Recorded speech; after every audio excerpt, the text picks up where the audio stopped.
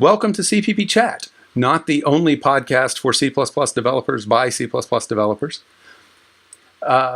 Before we continue, I'd like to read this week's disclaimer.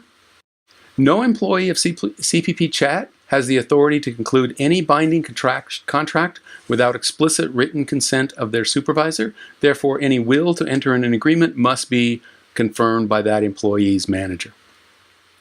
So, with me today, as always, is my fellow host and the show's producer, Phil Nash. How are you this week, Phil? I'm pretty good, thanks, John. Actually a bit rushed because been out with the family at the beach today and we had to rush back through traffic. So I've got a little bit of the sun here. I was going to say, you look like you've got a little bit of sun, yes. Yeah. My wife and I spent this last week, we spent a few days down in Santa Cruz, so we got a little bit of sun ourselves. Anyway, we have two guests that have some opinions about C++ and the C++ community. So I'd like to introduce Phil Williams. Phil is a director and principal software engineer at Avetasoft and is a resident of New Zealand. But more importantly for today's discussion, Phil is the organizer of Pacific++. Welcome, Phil. Thank you. Thank you for having me. Interesting to be here.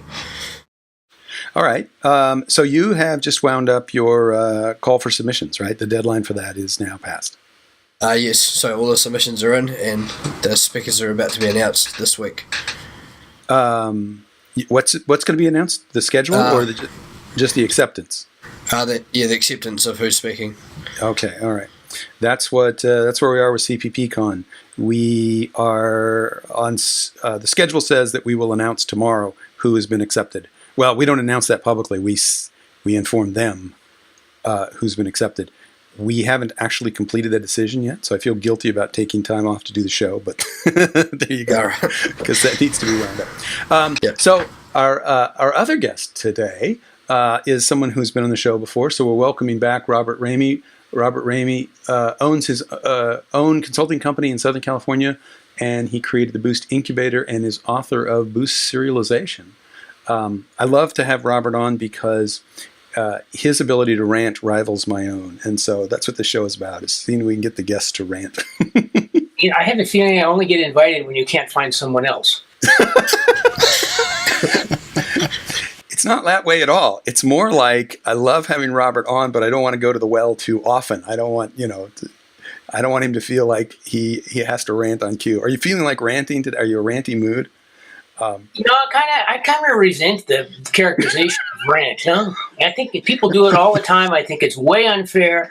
I wish I wouldn't do it, and really just get off my case and let me run my life. So is this a meta rant? A meta rant, a rant about rants.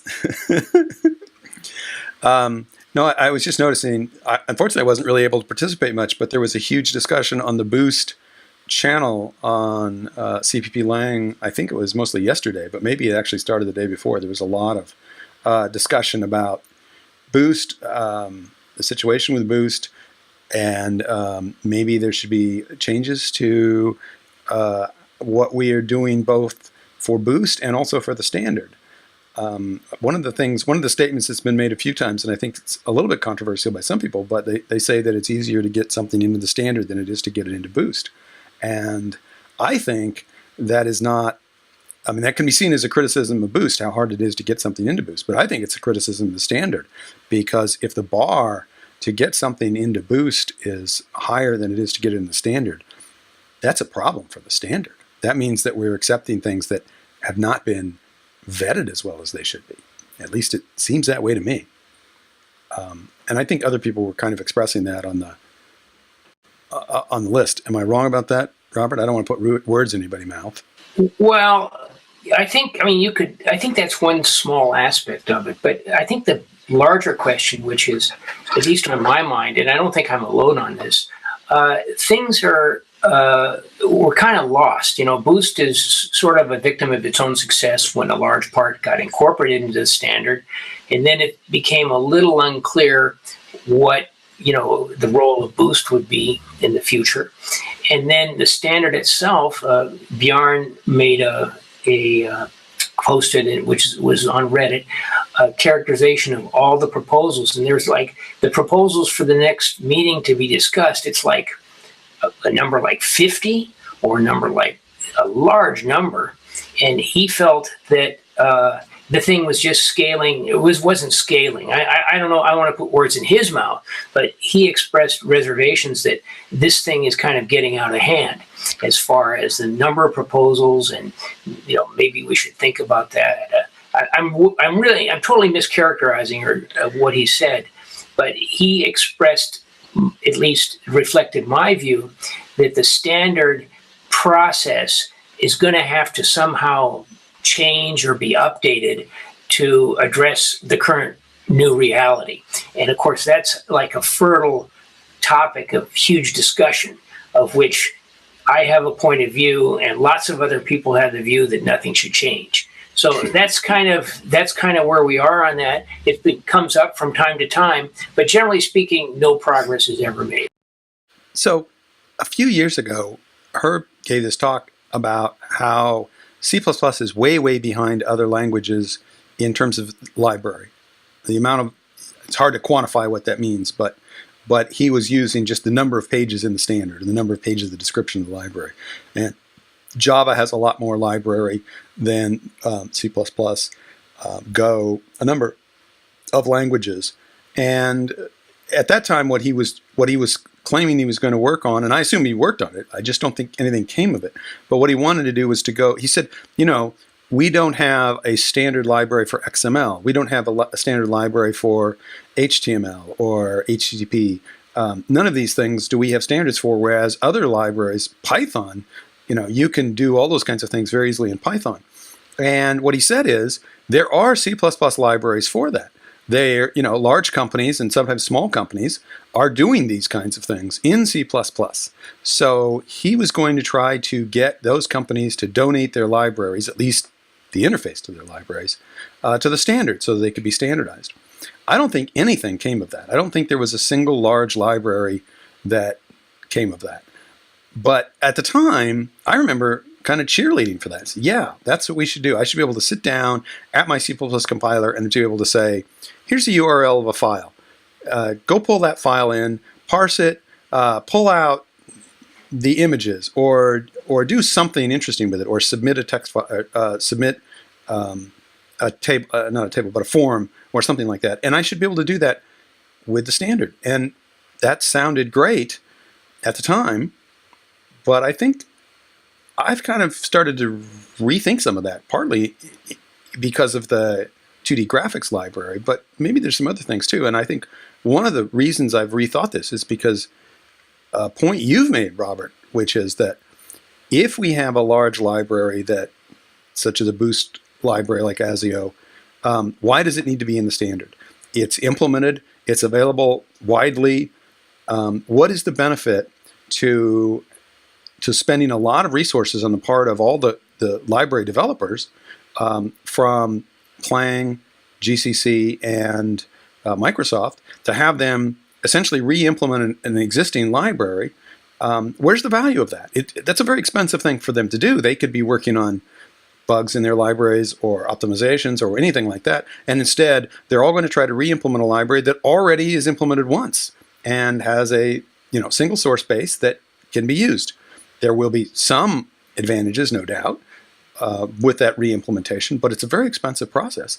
And I'm not sure that we as a community are getting much for it.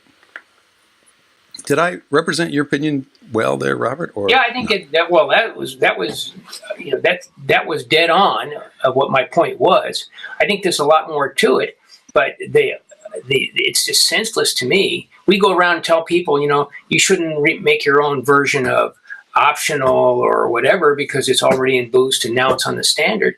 And yet the standard committee does the same thing. So they've taken ASIO and they say, oh, well, we're going to make a better, quote, version. Damn, it really needs executors. So now we're going to redesign that. And, they're spending committee time by the ton. And once they get it done, then somebody's going to have to re-implement it at Clang and Microsoft. It just seemed totally senseless to me. And especially, it's not like the committee and these guys got nothing else to do. I got a list, if they're interested. But as I say, I think this really, if we step back, it raises a big question about where the committee's efforts should be focused. And I think that question has come up now that it's the list of things to consider is frankly ridiculously long. The process isn't scaling. I believe we're coming to a point when we're going to start really talking about what the committee should focus on and what it should decide to just leave out. I think we've lost your video, Robert. I don't know if you're... Well, to sleep or what? The light's green here, so I will. I'll re-log into the Google Hangout. Well, let's talk a little bit about conferences. We have someone on the chat today who is running a conference whose name is Phil. Oh, wait, we have two people whose name is Phil who are running conferences. Jens and I are going to have to get together and officially announce our name change, I think, at some point, and we'll both be known as Phil. It's been on the cards for a while. But Phil, you're working on your second iteration of yours. So, well, we haven't had you on since you did the first one. You want to tell us a little bit about Pacific++? Yep. I guess the story goes back to when I first started. I was introduced to the Going Native conferences in 2012, 2013. And I sort of watched a few of those and thought there was a whole lot of good information and stuff you can take out of that to sort of get ahead at your work. And then it sort of played out for a few years and CppCon came around. And I sort of noticed there was not one over this side of the world. So I thought, I'll give it a go. It's something to do. And that's basically how it started. Yeah. It must have been somewhat successful because you're going to do it again. Yeah, so I think it turned out all right. Everyone seemed happy about it.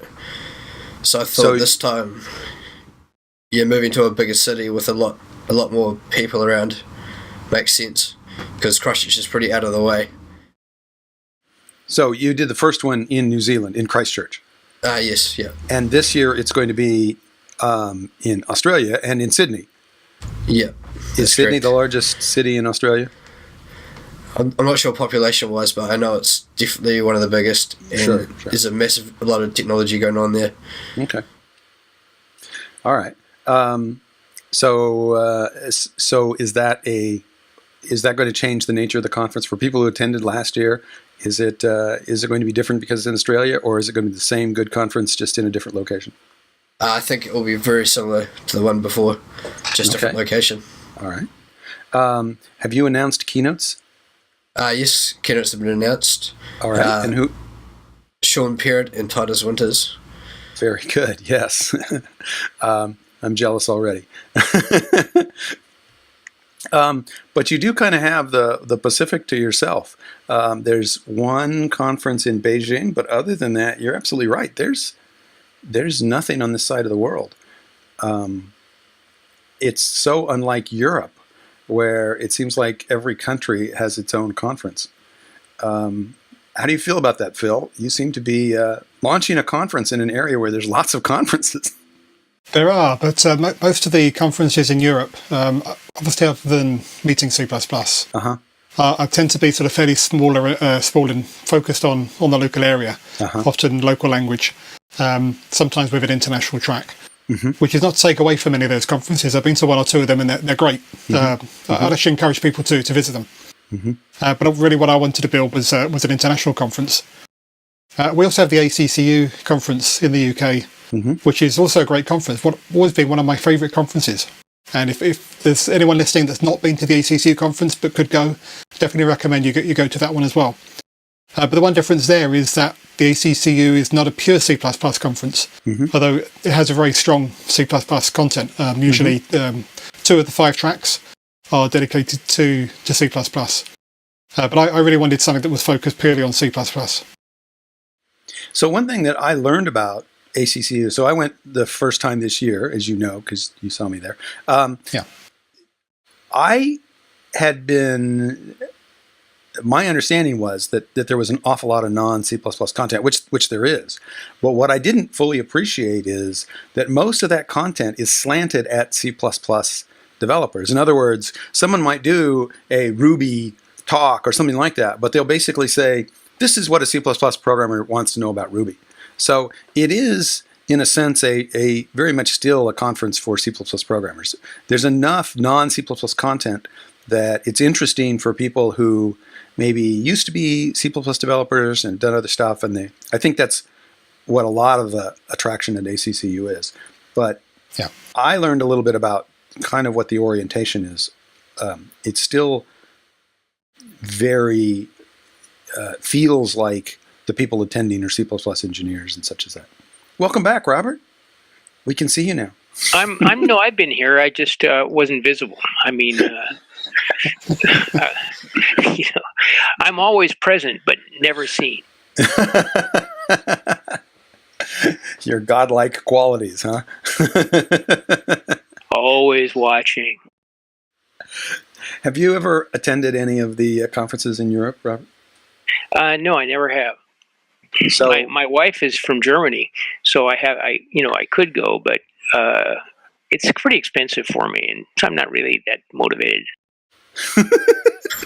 So it's a good time to mention that the call for papers for C++ on C is still open. So if you want us a bit of talk to that, Robert, you'll get your expenses covered.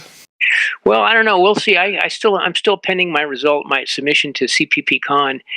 I don't know if that's going to get accepted. It's been rejected in the past, so I don't know if maybe this time will work. But we'll see. Everybody needs an excuse to go to Europe. Well, I think being married to a European is a pretty good excuse by itself, but being able to attend C++ on C is also a good reason. I will say, because we are going to have a lot of people we're going to say no to, that being rejected at CPP.Con is we're going to have a lot of people doing that or being in that situation. And I want to encourage people to submit again. The quality of the submissions we get keeps going up and up. And I think part of it is because when people are accepted, they learn more about the process. But I think even for people who are submitting the first time, they've been looking at CPP.Con videos. They've been looking at the abstracts other people have written, and so the abstracts we're getting are better and better. And so what that means is, I think it's good for people attending the conference and people watching the videos. But from the submitter's side, what that means is that we're saying no to a lot of really good submissions. And my joke has always been that I cry myself to sleep when we send out the notices, because we do say no to an awful lot of really good submissions. And I don't want people to get discouraged. If your submission is not accepted this year, it could just be, we have an awful lot of people on the committee and they get randomly assigned, and you might get people who don't really appreciate what you wanted to talk about. That's possible. But is this a first person, second person you, or is this a generalized you? Oh, I'm not directing it to you, Robert. I haven't looked at what your reviews are. You could easily be on either situation. That's what I'm saying. Well, I should say one thing. You've done a great job in giving people a lot of information on how to submit and what to include, and so I think that is much better than other cases, and also encouraging people to submit. So I think that's probably at the bottom of your difficulty of crying yourself to sleep at night. If it makes you feel any better, the guy who gets the rejection, I'm sure he feels a lot worse. Well, that's my point, is to try to reach out and say, don't feel bad about it. Do submit again. Don't feel like, because I've been there. I've been rejected. Don't worry, John. I like you as a friend. I'm glad to hear that you cry yourself to sleep, John, because I was rejected 2 years ago. And that's what I'm saying. not bitter. It's Yeah, don't be. Like I say, I've made submissions, and there's a number of reasons why you can be. My view is if you're never getting rejected, you're not controversial enough. You're not saying enough. Huh? So it's good to get rejected once in a while. It lets you know that you're saying something that somebody doesn't like, which is probably a good thing. Well, one thing I would say is that one of the things that probably helps is to try to say something that is a little bit different than what everybody else is saying. That kind of makes it a little more distinct and helps it stand out. I'm not saying deliberately be, provocative or something like that, but do think about, there's nothing wrong with being provocative if you feel like, but don't be provocative just to be provocative. Be provocative if you say, I've noticed people tend to have this point of view, and I just don't see that. Here's my point of view, and I can explain why that's. Well, I have to say one of the since I'm on the committee, I saw all the presentations that I wanted to see, and one I thought was tremendously intriguing was. Please don't mention any specific names. No, I won't. It was I mean, it's just my personal opinion, which counts for nothing. Yeah. That something about globals being your friend or something like that. And it was such a heterodoxy. I thought, hey, this I got to see. So. I think stuff like that is interesting. Yeah. Now it'll probably get rejected. Oh, well. Well, it may or may not. And if it is or isn't, it may not be because it was provocative. It may be for some other reason. Yeah. Again, what I got to tell you is when we look at these, there's just an awful lot that are right on the bubble.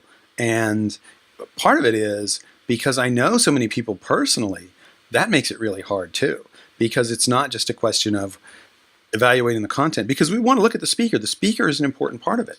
We want speakers that are engaging and interesting and present well and have a lot of experience. We also want to have new voices. It's really hard. It's really hard, and that's part of the reason why I cry myself to sleep, because part of it is that we do kind of want to have a mix. In other words, we could just look at it and say, well, who are the best speakers year after year? And we'll just go with them. And that's not the right way to do it, because what happens is you're not getting enough new people. The way I look at it is it's kind of like the way you make investments, right?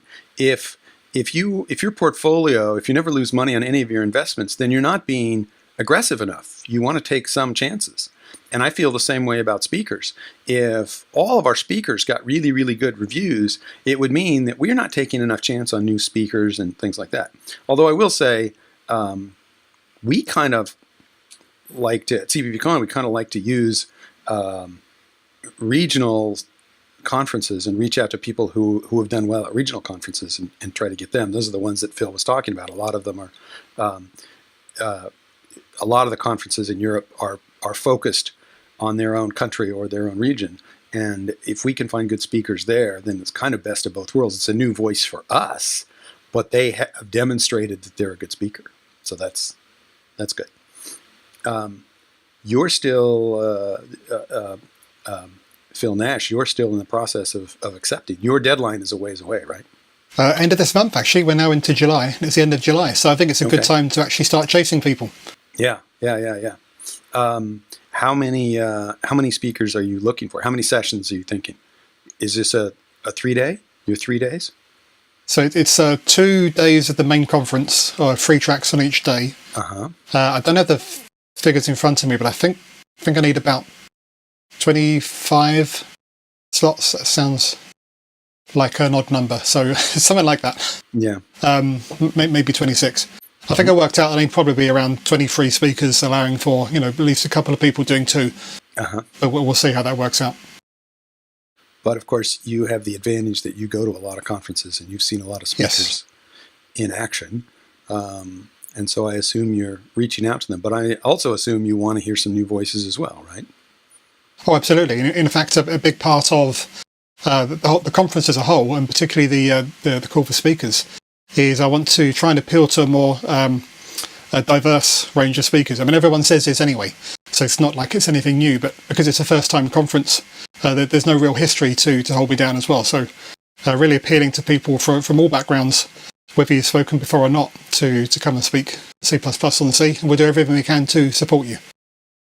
Sorry, I was distracted by the chat room, and somebody is quoting their rejection to acceptance ratio is roughly 10 to 1.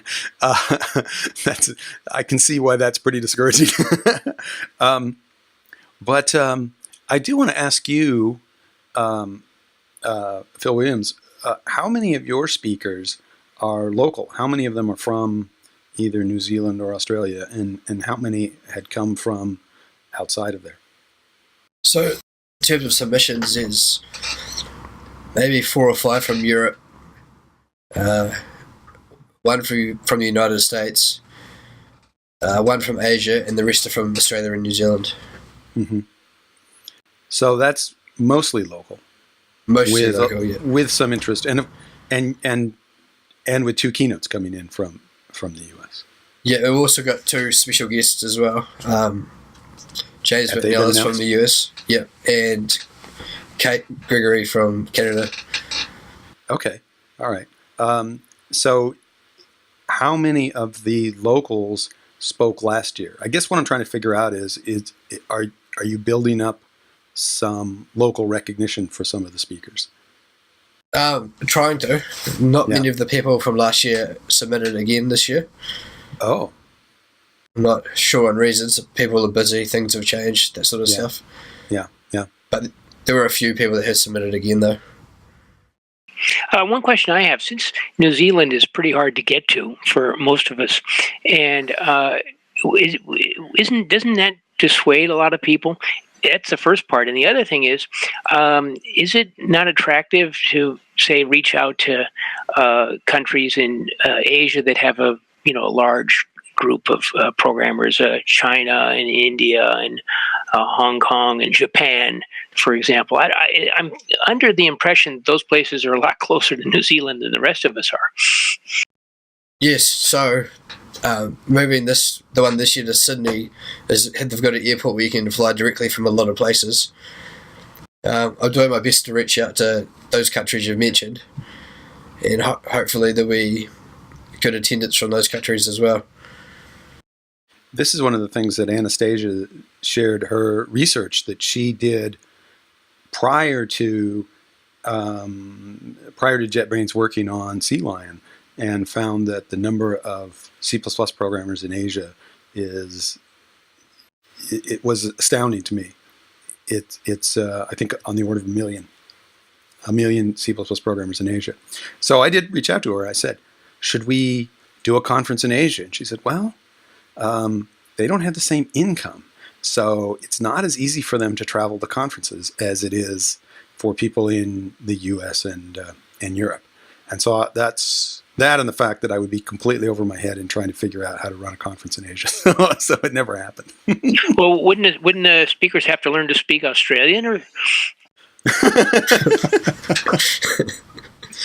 we have simultaneous translators.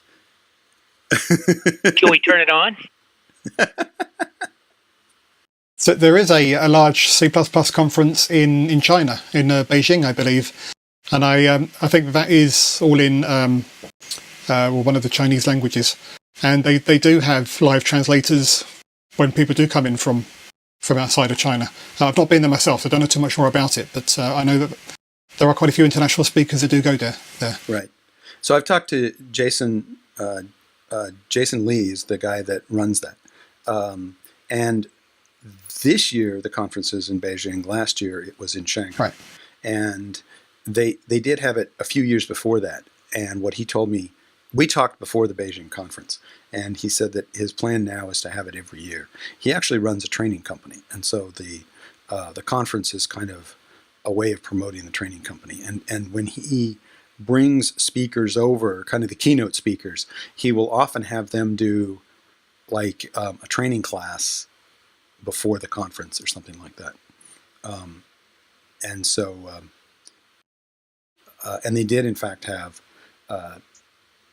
translators. I think at the Shanghai conference they did simultaneous translation, but I think at the Beijing conference they did it where there was the speaker would pause and there'd be translation, which scared me because I think I would be terrible at trying to do that.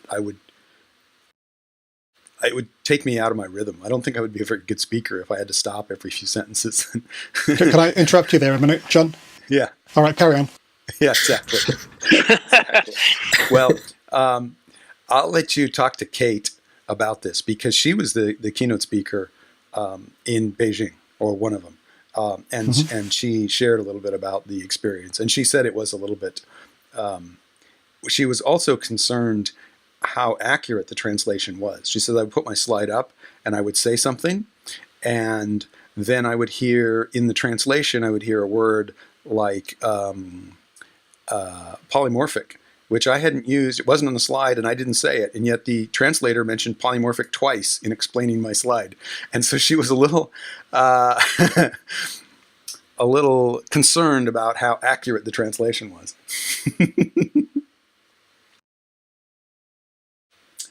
But anyway, so I'm glad to hear that. These are going off well. What challenges did you have in transitioning across an international border? Because you did it first in New Zealand and then in Australia.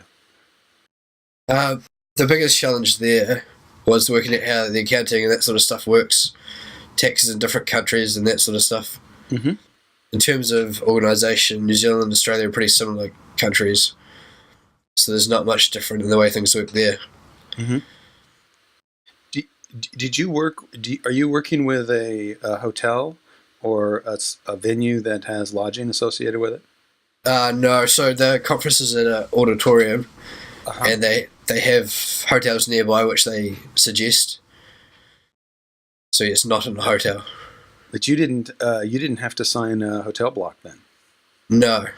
That's got to be great. I would love to be able to run a conference where where you're not worrying about filling the hotel block. Yeah, interesting enough, the one the first year was the same situation. It was in a hotel, but they don't require any booking of the rooms. Really? So maybe it just works differently over here. It certainly does, because I suppose you probably have different challenges, but that's a challenge that we have in trying to.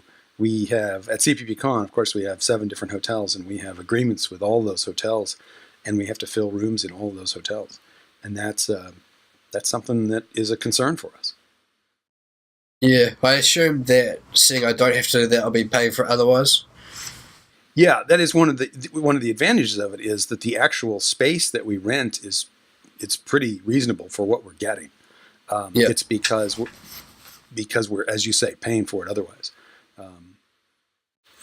What about you, Phil Nash? You're in a hotel that's right on the edge of the sea? So the venue itself is a theatre. Oh, it's a theatre. Yeah, so it doesn't have any accommodation in it, but there are a number of hotels immediately opposite. So, 30 seconds walk. Mm-hmm. And then a little bit further, there's even more. It's quite a large seaside town, so there is a lot of tourism in the area. And because it's off-season, I'm hoping that that's going to mean there's going to be plenty of availability. But I will be booking some up front just to make sure that we get definitely the speakers in, and some of the attendees will be guaranteed as well. Okay. One of the things I wanted to get back to now that Robert's joined us again is get back to this issue about what we're doing about the standard and accepting libraries. Phil, you were at the standard in Rapperswil, the standard meeting in Rapperswil. Were you in the library group or in language? I spent most of my time in the language group, EWG. Okay. Apart from a couple of sessions in LEWG. So I was in the room when Biana did revisit the Remember the Vasa quote. Mm-hmm. So you could say that it was Remember the Vasa. So I think it was quite apt. He brought it up at a point where I can't remember exactly what the context was, but it was definitely where we were thinking about bringing more things into the standard than a lot of people were comfortable with. I can't remember the exact context of that now. Maybe someone in the chat recalls that. Well, So one of the things that I'm concerned about when people talk about this is that I don't know that the number of proposals itself is necessarily, I mean, it's a metric about what the committee can handle, because it's true. If you have lots of papers, that's a problem. But I don't know that that's necessarily a problem for users if the scope of those papers are, here's this little thing that we could do a little bit better. And sometimes if you look at the net language, it actually goes away. We've had proposals where I think it was treating void as a regular type. That was one of the things where void is an exception in all these situations. And if you accept that proposal, it actually shortens the standard, because you go in and all these places where it says except void, you just take that out, because now void's not an exception anymore. And I think that's the kind of situation where it is possible to have papers that actually simplify the standard by removing exceptions and to make things more consistent and things like that. So the number of proposals by itself is not necessarily a problem. The problem is when people are trying to solve their daily problem by pushing it off on the standard. And then you get these, oh, we're going to add this new facility that does this one little thing, and that gets enshrined, particularly if that's part of the language, which is, I mean, if something's in the library, you can kind of ignore it. But if it's in the language, it's sometimes harder to ignore. Yeah, and I think it is more to do with the language evolution that Bjarne's concern, at least, was aimed at. At least that was my reading of it. Yeah. Because see, the library, you can add things in and you can ignore them if you don't need them. But the language, every change to the language affects every other part of the language potentially. Right. But you're certainly right that speaking to that particular point, I look at contracts. Now, I have a lot of reservations. I don't think contracts work well with C++. But aside from that, I don't see anything in contracts that requires a change in the language. It seems to me can be totally implemented as a library. Matter of fact, there is already a Boost library that implements contracts. So what's the value added by this? There's the ranges is a really interesting one. It's sort of been crafted by Eric Niebler and the Standards Committee, and in order to make it what he wanted it to be, it includes Meta, which is a whole meta programming language module. It includes, I forget the name of it, an implementation of concepts, which is particular to his package there. And then, of course, everybody's chimed in and added their own little doodads. So it's a perfect example of something that should not be in the standard, in my view. And I talked to him about, why didn't you put it into Boost? He said, it's too much work.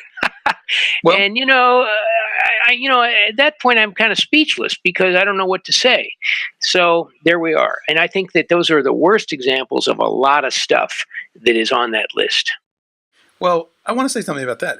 How many of those things that you just mentioned leak into the interface? I mean, if he's got his own version of a meta library, that doesn't necessarily, that's an implementation decision, right? I mean, that's not necessarily leaking into the interface. Well, that's an interesting question.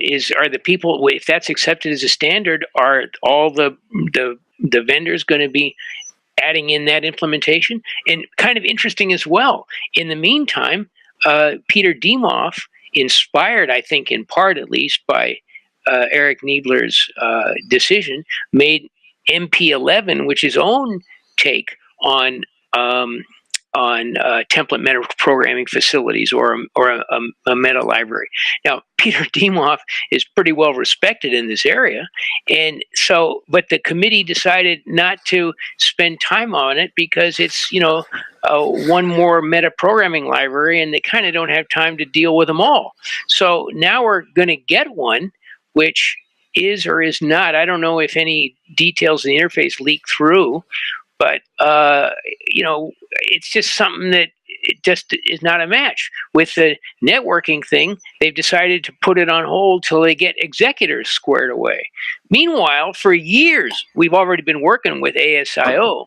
What possible benefit is it going to be for the standard to, after the fact, create a networking library?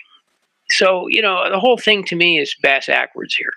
And, well, I do think people are underestimating the value of actually having the working library. In other words,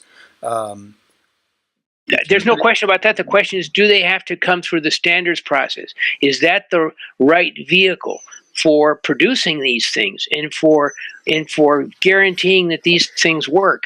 And I'm arguing that the process of standardization is too cumbersome to bring the stuff we need to market or to availability in a timely manner. Well, I'm less concerned about that than that if you are actually developing a library, saying you're going to put it into Boost and you're going to have thousands and thousands and thousands of users, you're solving problems that you might not have realized you needed to solve. And I think that that's what someone looking at something, I mean, even, and I don't know very much about Eric or the Ranges library, but I'm assuming that he's probably testing this with Microsoft's compiler as well as GCC and Clang. But that's not the same thing as actually shipping this to have thousands of users banging on it and reporting bugs on it and making it that kind of quality and thinking about that. But it sounds like you're agreeing with me. No. Well, but I'm agreeing with the thrust, but my concern is something a little bit different. I mean, you're saying that you think that the standards process is too cumbersome. But what I'm saying is I think the standards process is, I'm not saying it's not cumbersome enough, but it's not a replacement for actually having a working shipping library. I mean, this is one of the advantages of working in library, right? I mean, if I'm working on some new language feature, what can I do? I mean, maybe I can implement it in Clang, but I can't really ship that language feature and say, please test this out. In the library world, that's exactly what we can do. We can, in fact, have thousands and thousands of users, but we only have that if we insist on it. If instead we say, write up a proposal, and I'm a brilliant engineer, I can read your proposal, I'll look at the interface, and I can imagine how it's implemented, and I can just bless it and say, there it is, that's good. And that's the same thing as looking at the Boost library description and look at that interface and say, well, there's things that I don't like about it, but it's okay too. There's a huge difference in quality, and it's not obvious. And the smartest person in the room isn't going to be able to foresee all the problems, the real world problems that happen when you actually deliver this. And what happens is these things get dumped in the implementer's lap. You know, it's Marshall's problem and it's STL's problem and Jonathan Wakely's problem. And if they can't solve it, then they come back to the committee and say, you know, this was unclear, or we need to change this or do something else, which is all fine. That's the way it should be. But the problem is that means we accepted something without having recognized all the problems. And in the language world, there's nothing we can do about that. You know, if somebody says, well, here's this new cool, you know, proposal to extend lambdas in some interesting way, and we give it as much thought as we possibly can. We see it implemented in one implementation, or maybe we put it in TS or something like that. We try to get some real world experience, and if we can't do it, we can't do it. There's nothing we can do about that. But in the library world, there is something we can do about that. We can say, no, we don't accept libraries that don't have thousands and thousands of users. And those need to be different users. If it's from a company, and there's some big companies that are, in fact, have people in the committee and they're talking about their libraries and submitting them, but I don't think that looking at the number of users in a company that have either the same or very similar coding guidelines that are doing something around a certain kind of domain, that's not a wide variety of users. It may be numerically, it may be, oh, my company has, 500 C++ programmers, but that's not the same thing as 500 different users from 500 different projects trying it out under all sorts of different conditions on different platforms, trying to do different things. My understanding was that the original goal of the committee was to standardize existing practice. It seems to me that in recent years it's moved beyond that, and especially as far as libraries are concerned. So I think you're preaching to the choir, at least as far as I'm concerned. I think you're wrong when you say in recent years. It has never been about standardizing existing practice. I mean, that's the goal of standardization in general, but think about it. Well, maybe I'm wrong on that. That was kind of my impression, but I've never attended committee meetings, so I don't really think know. About when C++ originally came out.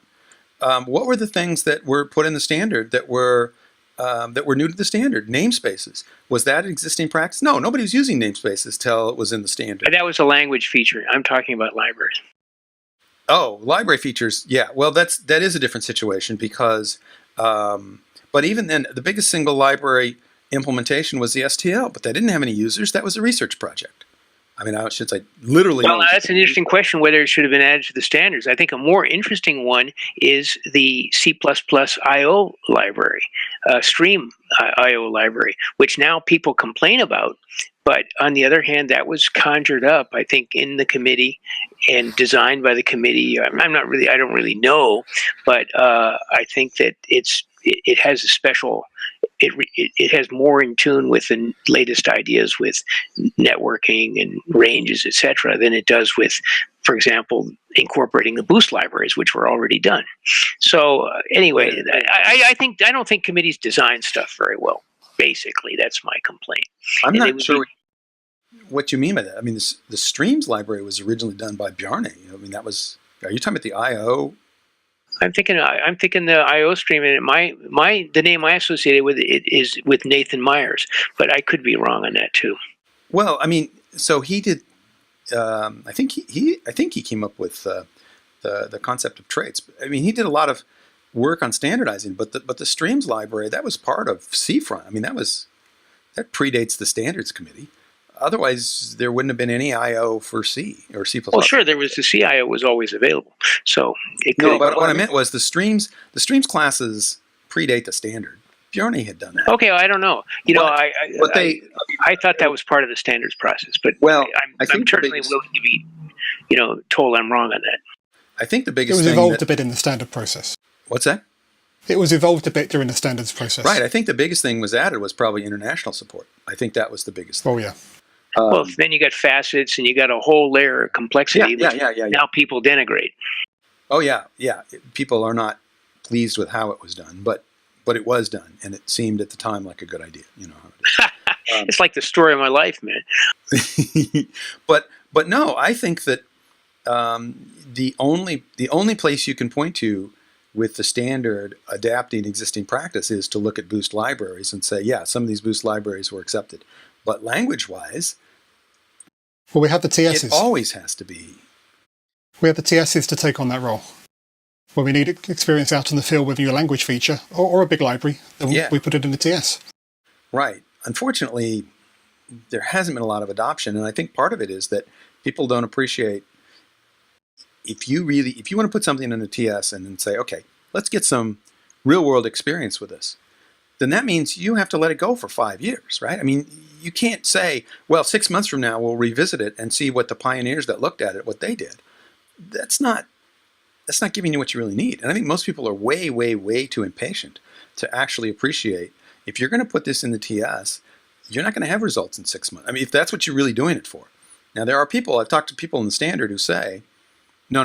The whole point of a TS is not for users to get experience. It's for implementers to get experience. So we put something in the TS, and then the Visual Studio team or the LLVM team or the GNU team, they play with it, and they come back and tell us if the standard is a valid requirements document, and then we get experience from that. But we don't want to wait for users because we don't know what kind of user adoption there will be. We don't know how good the user feedback will be. We don't trust the users, and we're too impatient. So I'm skeptical of this. I'm impatient too. I want to get stuff in the standard, but I would rather get it right. And so I'm probably very patient from that point of view. I would be willing to wait a long time. My impression of the language evolution group when I was there in Rapperswil was obviously there were the big ticket items like concepts and coroutines and modules. They've all been through the TS process. Then we have a lot of small, simple things that are really sort of fixes to existing features, or maybe just small features that will simplify a large part of the language. And then there were, a few things that were, as you said, this will make my life easier, without really necessarily thinking across the board. Those didn't tend to get very far. So I think the process is working. We're getting things that make the language simpler, easier to work with, or move it forward in big ways that we really need, while filtering out a lot of the stuff that may end up in the Remember the Vasa situation. I'm not saying we've got no danger there, but I think it is mostly working. Well, I'm 70 years old, so get on it. Can I talk about the Vasa? So I saw the Vasa Museum in Sweden while we were there, and it is one of the best museums. Just as a museum, they've done an excellent job. You'd think. So for people who don't know the story, the Vasa was this big ship commissioned by the King of Sweden because he was becoming a navy power and he wanted to take it to Poland. Because Poland was kind of the other big navy power. And so he commissioned this warship that was larger than any other warship. And what was different about the Vasa is that it was to have 2 decks of guns. And I don't know if other ships in the world did, probably, but no ship made at the Swedish Navy Yard had ever been made that way. And the people who knew how to make ships said, okay, we'll just add another deck. And essentially, it was poorly designed from that point of view. So what happened is it's very top heavy, not wide enough, and didn't have enough weight in the bottom. And so what happens is shortly after it's made, while it has not even gone on its maiden voyage, they do a test. And what they do is they have a bunch of sailors on one side of the ship run to the other side of the ship and then run back and see if they can get the ship, test it for stability. And it failed the test. It didn't fall over. What happened was they told the sailors, stop running, because they were afraid it was going to capsize the ship. And but they just ignored the result of that. And so what happens is on its maiden voyage, it doesn't even really make it out into the ocean. It's still in the harbor area, and it gets a good wind, and it starts going back and forth, and it sinks. And it sinks in such shallow water that I think part of the mast was actually exposed. It didn't, it wasn't completely sunk. They knew where it was because they could see it. As I say, the museum is this amazing experience.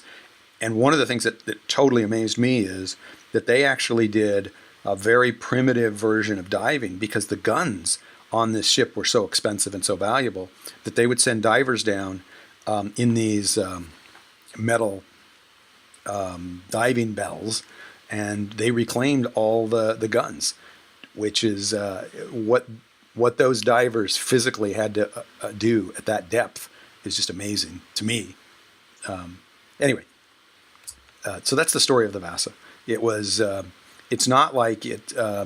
It's not a good analogy. Every time I hear people say "remember the Vasa," I don't understand, because it was ill-designed. It was a failure of design, but it wasn't ill-designed because people kept saying, "Oh, let's add this and let's put this on and let's put this on." No, it was just they tried to do one thing too much. They tried to put on 2 decks worth of guns, and they didn't understand all the physics involved, and it failed.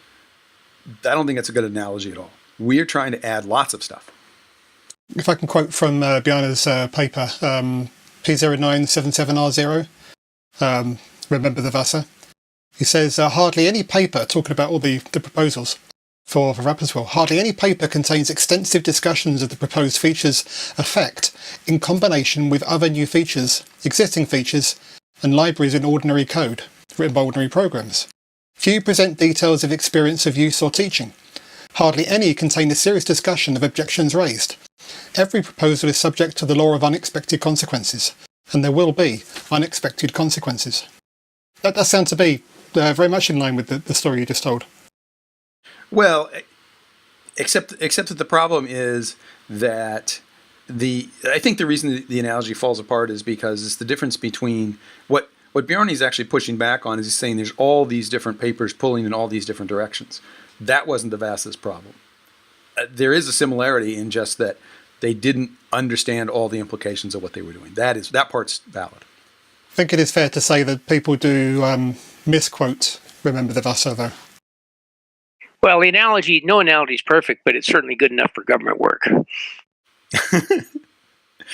Well, and what you have is that if you don't like a proposal, then you can label it with all these things and say, well, you haven't done enough to think about how you're going to teach this, and you haven't thought about all the other things. And then if you like the proposal, you say, well, we're in a hurry. We don't want to wait. This is too cumbersome a process. Let's put it in. And my response is simpler. Yeah, just implement it and put it in Boost, and then wait for it to be compelling. Wait for users to insist on it. That certainly works for me. But Works that for only libraries. works for libraries, yes. And not Oh sure yeah, it works yeah, for no languages. question about that. I don't want to go into the language thing. I agree is outside the scope of that recommendation. Right, and I think there's issues with the committee scaling. That is just a problem. It's already a situation where the most knowledgeable people, particularly in the library issue, the most knowledgeable people are those people who have implemented or are implementing the standard library, and those people are not in the evolution group at all. And I understand why, because we want them in the final library group to get the wording right. That's very important. They are the ones who have that set of skills, and it's much harder for people to fake that, if you will, or to, who don't have that skills to fill that role. But the problem is we don't have their guidance in evolution, and I think that part of the way to try to scale the committee is, right now we have evolution group and then a core group, whether it's core library, core language. One way to do this is to add another committee to the process. We could have a feeder committee, which is somewhat how SG14 is kind of working. A lot of proposals end up in SG14, and then they get discussed, and then they go to either library or language evolution, right? So there's kind of an extra level. But what that means, again, is that we're further diluting our expertise at that level and not giving the kind of guidance that we'd like to give. It's just a problem. We need to get Howard and Richard and clone them, I guess. I think that the study groups are an important part of that process, and I think they are proving valuable. Oh no, it's the only way we're going to scale. But, no, that's I'm completely on board with that. That's the only way we will be able to scale, and I think that's how it has to happen. Is we need to defer more things to study groups, and study groups need to be more discerning about what they want to pass on to evolution, and then, right? Yeah. And I suppose the question is, do we have enough representation on the standards committee from the Pacific region? What do you think, Phil? I'm not too sure myself, but I know there's a few guys. Krista Bella's very interested in thinking about that sort of stuff. Right. Yeah. So maybe we need to start thinking about holding a committee meeting down under. Well, we have one in Hawaii. That's not that far from there. Okay. In fact, we have one in Hawaii about every 3 years. It's not. Every 3 years, we get this whole long song and dance about how everybody went to Hawaii, but nobody got to do anything because they're cooped up in a room without air conditioning for a week, and like we're supposed to feel really sorry for them and eat this up. I'm not buying it. Oh, I am, because I went to Kona, and I will say I went with my wife, and we took a day off. We did go to the beach, but I was in the minority. Almost everybody there really was there from early in the morning until late at night. And I will also tell you that, yes, it is, there are nice ocean breezes and all this, but it is not air conditioned. It was, I have a lot more respect for committee members having gone to that particular meeting, because they were really dedicated in a situation where it was really easy to say, I'm going to take the afternoon off and go to the beach because, I promised my wife we are going to do that. We will take a day and we will go to the beach. And we did. And it was a lot of fun, other than the fact that I broke my toe. But other than that, it was great. But most of the people who were at the committee didn't do that. They were there every single day, and they were there early, and they were there until, as I said, we go out to eat and then come back, and they had presentations in the evening as well. It was, you can imagine it being worse if it was in, Boise, Idaho in the middle of winter, but it was not a picnic. And when people say, if they're crying and saying, that was terrible, I had to go to Hawaii, yeah, okay, that's a little overmuch. But if they're telling you that they just worked, well, I'll ask Phil. Rapperswil is not exactly Hawaii, but what did you see? Were they goofing off or were they working? Well, we did work from early in the morning till late at night with very few breaks. But there was an opportunity to get outside, take advantage of the fresh air. We were right next to the lake. Bright sunshine. We were really lucky with the weather that week. It wasn't quite Hawaii, but it was very nice. So I really enjoyed the time there, just in terms of visiting. It wasn't a holiday by any stretch of the imagination. Yeah. But we did appreciate the setting. I've not been to Kona, so I can't compare, but I did enjoy going to Rapperswil. Yeah. Like I say, I'm not going to cry and say, oh, it was terrible, it was awful. But I will say that the people there were not partying. It was as Phil says, not a holiday. It was work. And I have a lot of respect for the people who were there. And the committee in general. You just look at how much they do get accomplished. The number of papers they have to wade through. It's very clear that nobody's reading all those papers. It just physically isn't possible. Nobody's reading all those papers. And I kind of do wonder how people who are really at the core of this are doing that and trying to keep up, because they need to be, I'm talking about the people who are like the evolution group chairs or the core group chairs and really trying to stay on top of all these papers. It's very clear they can't be reading them all in detail. It just isn't possible. I mean, these are also people who have, real jobs. They're writing code at their companies as well. The committee is never a full-time job for anybody. And of course, they're submitting to conferences. And they're submitting to conferences, attending conferences, speaking at conferences. Yeah. It's very challenging. Yeah, I must say I have to agree. I don't know how they do it. It's just unbelievable to me. I think part of it is that the papers aren't getting the scrutiny they need to get, and that's kind of a problem. Well, and that's why I think you guys talk about scaling the process. I think the process is not scalable without a major change. That was really the thrust of the discussion the other day. And I don't see anybody talking about making any real changes except just a little nibbling around the edges. So that's kind of what the discrepancy is here. So we kind of have a consensus that some change needs to happen in order to scale, but nobody really knows what that change needs to be. Well, no, I think that people are underestimating the amount of change required. That's what I'm thinking. Oh, I see. Well, were there people who were saying, no, things are okay? Well, no, it's really just like you guys. We need another committee, or we need to find a way to do this, or I don't, or maybe a committee that screens stuff, or but nobody's really cut down the list of tasks that the committee is now being charged with. For example, I might say a rule: if it can be implemented as a library, we should require a fully implemented library and with some experience, and then we either accept it or reject it. That would eliminate half the proposals right there. That would scale back the mandate for the committee, and that would produce a real change. But to just say we're going to work a little bit harder and we're going to change a couple of procedures, I think that we're just going to find that the next time the subject is visited, it's even worse than it is now. That's really my point. I think it's going to require a more radical change that people want to accept. I think that's my concern.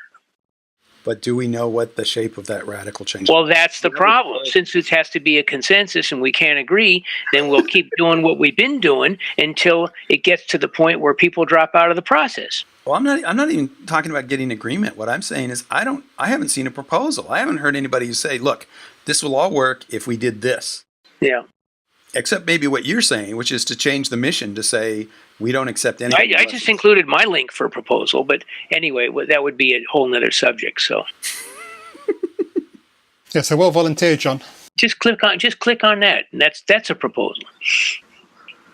But anyway, we don't. I think it's been noted. It's time to wrap up. So we're just going to have to be in mystery that much more time.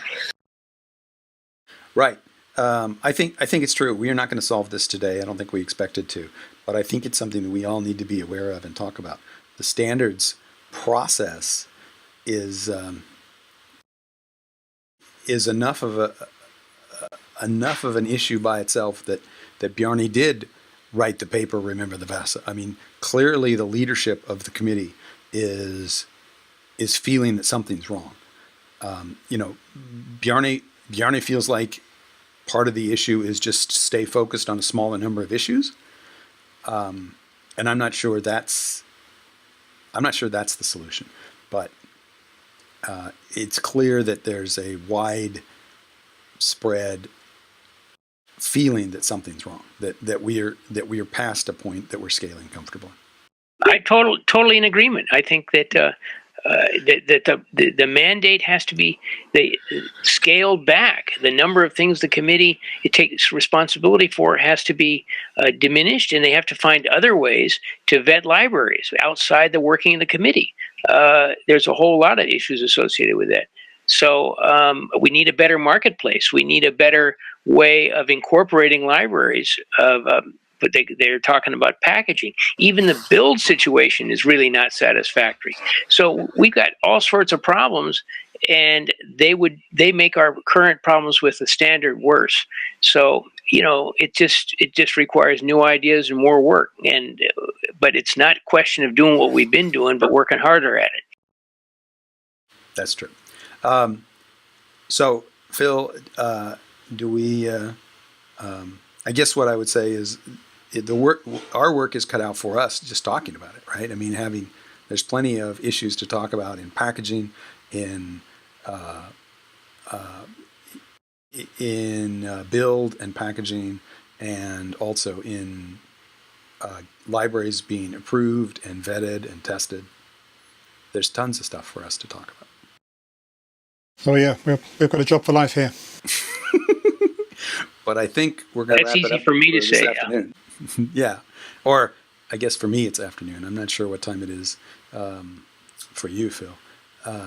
What time is it for you, Phil Nash? It's 10:10 in the evening here. Okay. Which is summertime. And for you, Phil Williams? 9:10 in the morning. All right. Monday morning. Monday. Oh, Monday. Oh, wow. Okay. So I guess Robert and I have it easy at 2:00 in the afternoon, right? All right. So we need to wrap this up. We need to wish everybody safe coding. I want to thank you guys both for being on. I hope, Robert, you don't feel like I'm taking advantage of you too much and taking for granted that you'll come on and rant. I do appreciate that you have an original point of view and you've changed the way I think about important things, and that's why I really appreciate having you on. I could fill 5 of these sessions, just extemporaneously, So there you go. And nobody listens to me here at home. It's a relief for me. All right. Well, thank both of you, Phils, for being on and talking about your conferences. Thank you. I am pulling strongly for you. I hope they work out well, partly because when you guys discover great new speakers, I'm going to be the first one in line to encourage them to come to CPPCon. It's the way it works. That's the way it works. All right. Well, in that case, I'm going to wish all you guys safe coding and ask you to wish all our viewers safe coding. Safe coding. Safe coding.